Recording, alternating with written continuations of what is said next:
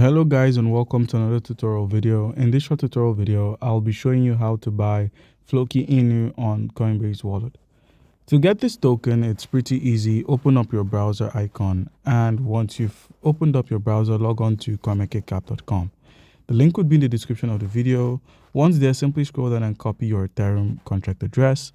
Once the Ethereum contract address of the token has been copied, minimize and open up your Coinbase wallet. Now, one thing you need to note about this token, it's an Ethereum-based token, which means you'll need some Ethereum to pay gas fees. To get some Ethereum, click on the buy icon at the top left. To be able to buy some Ethereum tokens, take note that you're going to be either buying via your Coinbase account or transferring from your Coinbase account into your Coinbase wallet. Now, if you do not have a Coinbase account or you do not wish to link your Coinbase account to your Coinbase wallet, you could simply head back and make use of the bridge icon to be able to move your tokens from one network to another. This simply means moving your Ethereum on the base network to Ethereum on the main network for the transaction. Another option is clicking on the receive icon. By using this receive icon, you could easily copy your Ethereum wallet address. You could receive Ethereum tokens from either a centralized exchange or an external wallet where you hold some mainnet Ethereum. So once you've gotten your mainnet Ethereum on your wallet, the browser icon at the bottom of the screen, click on the browser icon.